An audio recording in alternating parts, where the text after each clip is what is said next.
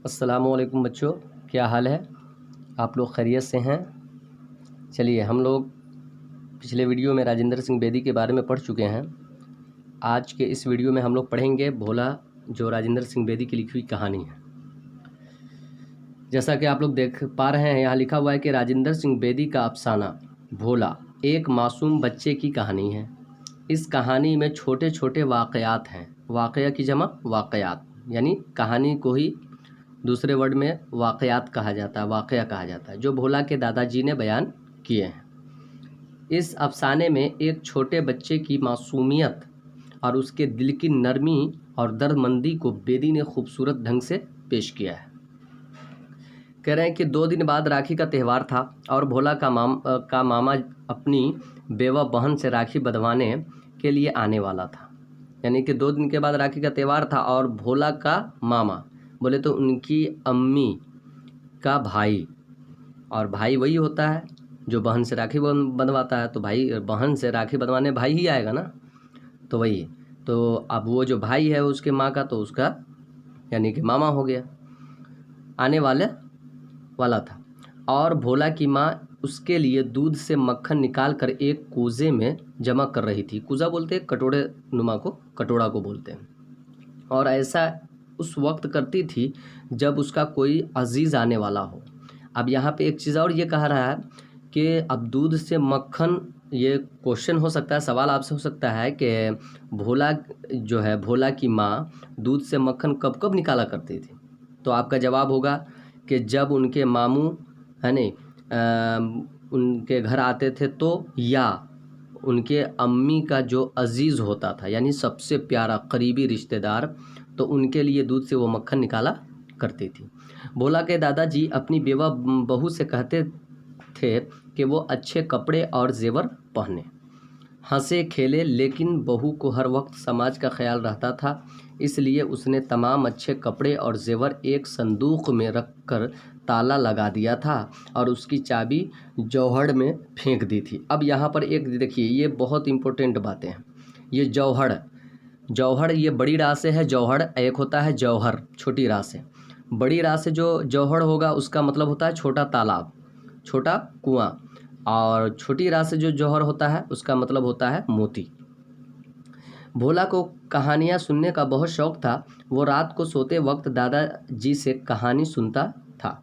हमेशा की तरह भोला ने दादाजी से कहानी सुनाने की फरमाइश की, मगर दादाजी उस रोज़ बहुत थके हुए थे।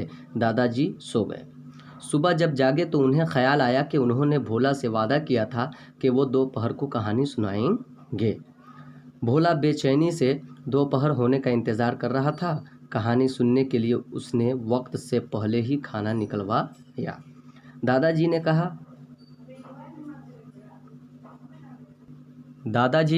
ने खाने का आखिरी निवाला तोड़ा था कि पटवारी आ गया और कहा कि खानकाह वाले कुएं पर आपकी ज़मीन नापने के लिए आज ही फुर्सत है, फिर वक्त नहीं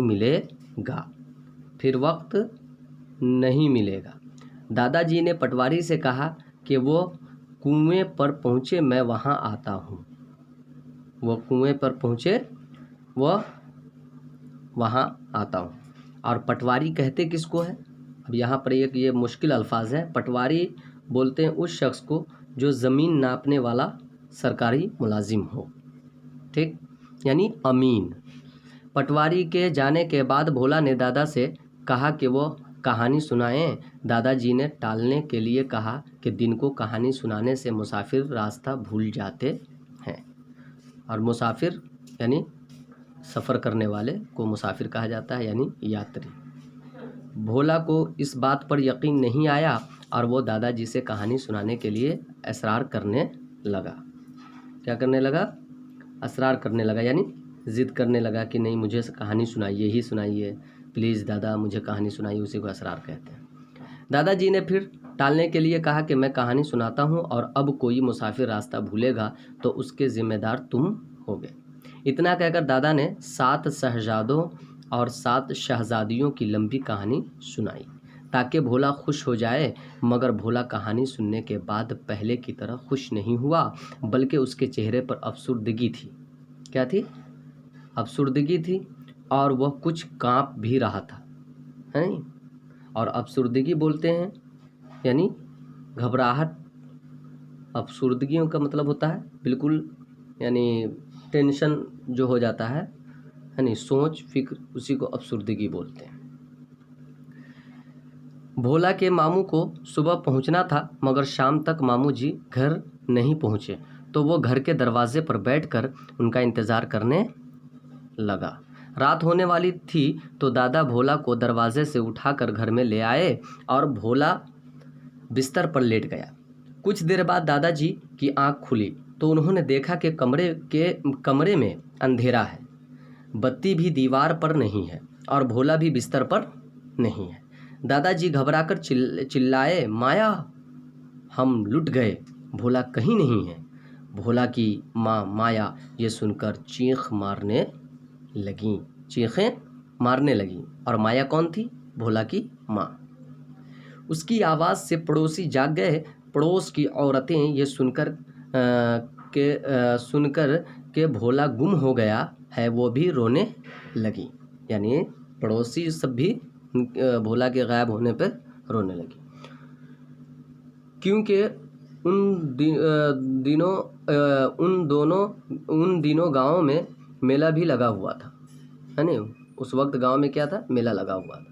और लोग कहते थे कि इनमें ऐसे लोग भी आए हुए हैं जो बच्चों को अगवा कर लेते हैं, यानी बच्चों को चुरा कर ले जाते हैं।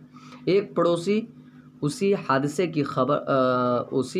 की खबर थाने में पहुंचाने के लिए फ़ौरन गांव से रवाना हुआ, जो 10 कोस दूर शहर में था। अब ये थाना कहाँ था? तो यानी कि गांव से 10 कोस दूर शहर में था। बाकी लोग सुबह होने का इंतज़ार करने लगे। थोड़ी देर बाद घर का दरवाज़ा खुला और भोला का मामू घर में दाखिल हुआ। उसके सर पर मिठाई की टोकरियाँ और हाथ में बत्ती थी और गोद में भोला था। तमाम पड़ोसी ये देखकर खुश हो गए। भोला के मामू ने बताया कि किसी काम की वजह से देर हो गई थी, रात के अंधेरे में रास्ता भूल गया। यकायक एक जानिब से रोशनी आती दिखाई दी। वह उस जानिब बढ़ा, देखा भोला झाड़ियों में उलझा हुआ है, उसके हाथ में बत्ती है। मैंने उससे पूछा कि तुम इस वक्त क्यों आए थे? भोला ने जवाब दिया, बाबा जी ने आज दोपहर कहानी सुनाई थी और कहा था कि दिन के वक्त कहानी सुनाने से मुसाफिर रास्ता भूल जाते हैं। तुम देर तक ना आए तो मैंने यही जाना कि तुम रास्ता भूल गए हो, और बाबा ने कहा था कि अगर कोई मुसाफिर रास्ता भूल गया तो तुम जिम्मेदार होगे। तो बच्चों, ये रहा आपका आज का सबक, चैप्टर नंबर 1 भोला। अब इसमें आप लोग को करना यह है कि इस वीडियो को एकदम बिल्कुल ही नज़र-ए-सानी करके देखना है, बगौर होकर सुनना है। उसके बाद अब मैं इससे रिलेटेड क्वेश्चन दूंगा। मेरा नंबर सभी बच्चों के पास है और मैं ये कहूँगा, और मैं ग्रुप में नहीं क्वेश्चन डालूँगा, क्वेश्चन तो ग्रुप पे डालूँगा, लेकिन अब इसका आंसर सभी बच्चे हमको मेरे पर्सनल नंबर पर डालेंगे, ग्रुप पे नहीं डालेंगे।